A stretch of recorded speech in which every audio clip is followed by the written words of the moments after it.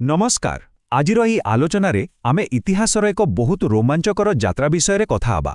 आमे समस्ते मोगल साम्राज्यर प्रतिष्ठाता जाहिरुद्दीन मोहम्मद बाबरंक विषय केबे न केबे शुणीचे, ठीक ना? किंतु आजि आमे तांको निज आत्मजीवनीर किछि असली तथ्यकु नेई गभीरकु जिबा। देखिबा मध्य एशियार जणे साधारण जाजाबर योद्धा किमिति भारतरे एते बड़ साम्राज्य ठिया कले, आउ सबुठु बड़ कथा हैला एही यात्रा भितरे से निजे किपरि बदलिले। आसंतु आरंभ करिबा। आरंभरू ही सीधा सड़क तांको मन भितरकू टिके उंकी मारिबा। बाबर नामारू निया जाइथिबा एई धाड़ीटी टिके शुणंतु। से कहउचंती, इस्लाम पाई मु निर्जन मरुभूमि रे बुलिली। ईश्वरंक आदेश रे मु जणे गाजी भावरे खंडा धारण कली। भावंतु तो, से निजकू केवल जणे राजा बोली भाव नथिले। से एकाधारे जणे चिंतनशील लेखक आउ जणे भयंकर धर्मयोद्धा माने गाजी मध्य थिले। एही गोटिए वाक्यरे ही तांकर युद्ध करिवार जिद एवं ताकू खूब सुंदर भावे लेखिबार कला उभय बारी होई पडुछि। विभाग 1 भ्रमणकारी जाजाबर। एइठु आरंभ होउछि आमर मूल काहानी, जेतेबेले सबु किछि अस्थिर थिला। कारण जानिछन्ति, बाबरंक काहानी कोनोसी आरामदायक सिंहासनरू आरंभ होई नथिला, बरं तांकर पिलादिन बहुत कष्ट आउ विफलतारे भरी रहिथिला। मात्र 12 वर्ष बयस, सेतिकी बेले से फरगानार शासक होईगले। किंतु भाग्यर खेल देखंतु, से जेतेबेले निजर स्वप्नर सहर समरकंद दखल कले ना, ठीक सेतिकी बेले निज पैतृक राज्य फरगाना को हराई बसिले। तापरे पुणी उज्बेक नेता सोईबानी खान आसी तांकू समरकंदरू भी तड़ीदेले। माने पूरा बासहीन अवस्था। शेषरे कौनसी मते 1504 मसीहारे बरफ आच्छादित पर्वत अतिक्रम करी से काबुलरे निजर गोटिए नुआ ठिकणा तैयारी कले। एहा थिला क्रमागत भावरे निज जागा हराइबर एक सांघातिक संघर्ष। एई समयरे तांकर गोटी निजस्व स्वीकारोक्ति अछि, जहा प्रकृतरे आपणको आश्चर्य करिब। से लेखिछन्ति, ना कोनोसी देश थिला ना कोनोसी आशा। टिके चिंता करंतु, तैमूर आउ चेंगिस खान कपरी महान शासकंक वंशधर होई मध्य तांको पाखरे किछि नथिला। राजकीय सुख सुविधा तो दूरर कथा, तास्केंट्रे तांकू भयंकर दारिद्र्य एवं अपमान सहिबाकू पड़िथिला। आउ एही अपमान, एही व्यक्तिगत संघर्ष ही तांको भितरे गोटी सुरक्षित राज्य खोजिबार भोक सृष्टि करिथिला। अच्छा, आमे प्रायतः देखिचे जे अभावरू ही बड़ महत्वाकांक्षार जन्म हुए, ठीक ना? काबुलरे थिबा बेले बाबर एमती किछि कले जहा समस्तंकु चमकाई देइथिला। से निजकू पादशाह बा सम्राट बोली घोषणा करिदेले। विडंबनाटा टिके लक्ष्य करंतु, सेतेबेले तांको पाखरे निज पूर्वपुरुषंकर सेमती किछि बड़ साम्राज्य नथिला। प्रकृतरे कहिबाकू गले से तेबे भी जणे आश्रयहीन योद्धा ही थिले। तथापि एही उपाधि नेवाटा प्रमाण करुथिला जे तांको मानसिकता केते दृढ़ थिला एवं भविष्यत पई तांको लक्ष्य केते बड़ थिला। विभाग 2 बारूद एवं विजय। एबे आमे सेही गुरुत्वपूर्ण सामरिक पर्यायकू जिबा, जेउठू पूरा खेल बदली गला। आपण जानंती, क्रमागत पराजयरू बाबर गोटे बहुत बड़ शिक्षा पाइथिले। से बुझीगले जे खाली पुराना ढंगरे घोड़ा सवार सैन्यंकु नेई लढ़िले आउ काम हबनी। तेणु से कौन कले, से नुआ ज्ञानकौशल खोजिले। सफाविड एवं ऑटोमान साम्राज्य सह संपर्क जोड़िले आउ सेमानंकठारू बंधुक एवं तोपर व्यवहार शिखिले। विशेषकरी ऑटोमान विशेषज्ञ मुस्ताफा रोमींक साहाय्यरे से निज सैन्यबाहिनी को एमिति आधुनिक कले जहा आगामी दिन में भारतीय युद्धकौशलर पूरा इतिहास ही बदलाई देथिला। एहा थिला एक मास्टर स्ट्रोक। आउ एहार सबुठु बड़ उदाहरण हेउछि 1526 मसीहार विख्यात पानीपथर प्रथम युद्ध। टिके तुलना करंतु, गोटिए पटे बाबरंक पाखरे अछंती मात्र 12,000 सैन्य, आउ अन्यपटे दिल्ली सुल्तान इब्राहिम लोदींकर प्राय 1 लाख सैन्य एवं हजारे युद्धार्थी।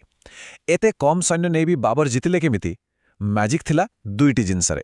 गोटिए हेउछि तुलुगमा नामक कौशल, जोंथिरे शत्रुंकु चारिआडु घेरी निया जाए, आ द्वितीयटी हेला तोपखानार भयंकर प्रयोग। एही अत्याधुनिक कौशल आगरे लोदींकर पारंपरिक आक्रमण पूरापूरी फेल मारिथिला। किंतु केवल दिल्ली अधिकार करिनेले तो सबु सरीगलाणी।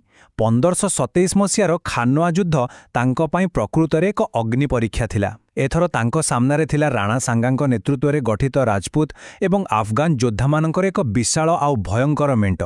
एही युद्ध जितिबा परे जाई बाबर प्रमाण करिदेले जे से केवल लुटतराज करी पळाइबाकू आसीथिबा जणे जाजाबर नुहंती, बरं हिंदुस्तानर अप्रतिद्वंद्वी सम्राट। तांको जीवन यात्रार एहा थिला एक संपूर्ण निर्णायक मोड़। एबे आपणक मनरे निश्चय गोटिए प्रश्न आसुथिबो, एते सबु युद्ध, रक्ताक्त विशृंखला एवं क्रमागत संघर्ष भितरे जणे व्यक्ति एपरि एक राजवंश किपरि ठिया कला, जहा भारतर सांस्कृतिक इतिहासकू संपूर्ण रूपे बदलाई देला? केमिति संभव हैला एसबू? ଆସନ୍ତୁ ଏହି ରହସ୍ୟକୁ ଭେଦ କରିବା।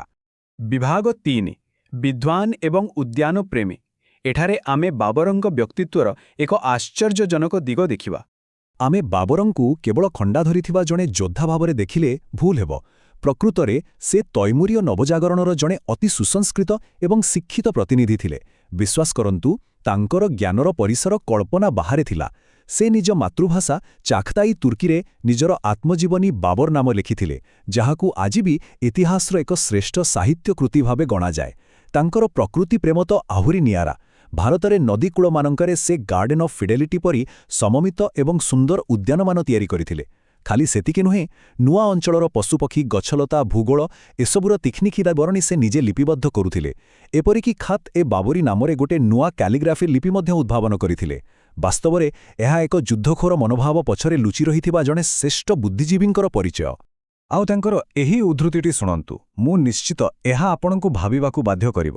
ନୂତନ ବର୍ଷ, ବସନ୍ତ, ମଧ୍ୟ ଏବଂ ପ୍ରିୟଜନ ଆନନ୍ଦଦାୟକ। ବାବର, ଉଲ୍ଲାସ କର, କାରଣ ଏହି ପୃଥିବୀ ତୁମ ପାଇଁ ଦ୍ୱିତୀୟ ଥର ରହିବ ନାହିଁ। ଏହି ଧାଡ଼ିଗୁଡ଼ିକ କ'ଣ କହୁଛି? ଏହା ଦର୍ଶାଉଛି ଯେ ଏତେ ସବୁ ସଂଘର୍ଷ ଏବଂ ରକ୍ତପାତ ଭିତରେ ବି ସେ ଏକ ସାଧାରଣ ମଣିଷ ଥିଲେ। ଜଣେ ଏମିତି ମଣିଷ ଯିଏ ଜାଣିଥିଲେ ଯେ ଜୀବନ କ୍ଷଣଭଙ୍ଗୁର, ଆଉ ସେଥିପାଇଁ ସେ ପ୍ରତିଟି ମୁହୂର୍ତ୍ତରେ ସୌନ୍ଦର୍ଯ୍ୟ ଖୋଜୁଥିଲେ, ଜୀବନକୁ ଉପଭୋଗ କରିବାକୁ ଚାହୁଁଥିଲେ। ବିଭାଗ 4 ଏକ ମାନବବାଦୀ ଐତିହ୍ୟ। ଆସନ୍ତୁ ଦେଖିବା ତାଙ୍କ ଜୀବନର ଶେଷ ଆଡ଼କୁ ତାଙ୍କ ଭିତରେ କି ପରିବର୍ତ୍ତନ ଆସିଥିଲା।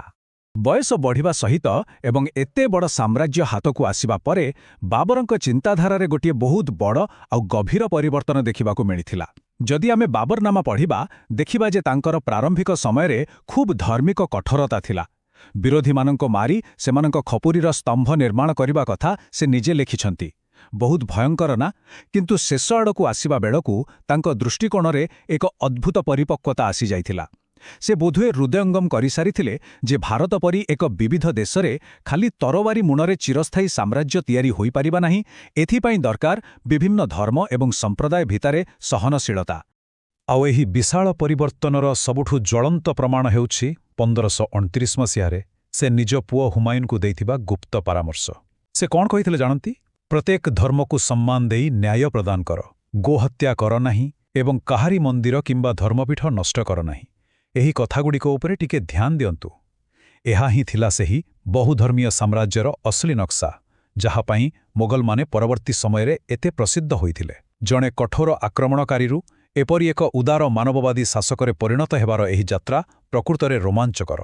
ମୋଟାମୋଟି ଭାବେ କହିବାକୁ ଗଲେ ସେ ନିଜେ ହିଁ ବିରୋଧାଭାସର ଏକ ଜୀବନ୍ତ ଉଦାହରଣ ଥିଲେ। ଯୌବନରେ କଠୋର ସଂଯମତା ପାଳନ କରୁଥିବା ମଣିଷଟି କାବୁଲରେ ପ୍ରବଳ ମଦ୍ୟପାନ କରିବାକୁ ଲାଗିଲା। ପୁଣି ସ୍ୱାସ୍ଥ୍ୟ ଏବଂ ଆଧ୍ୟାତ୍ମିକତା କାରଣରୁ ଖାନୱା ଯୁଦ୍ଧ ପୂର୍ବରୁ ସବୁଦିନ ପାଇଁ ତାହାକୁ ଛାଡ଼ି ବି ଦେଲେ।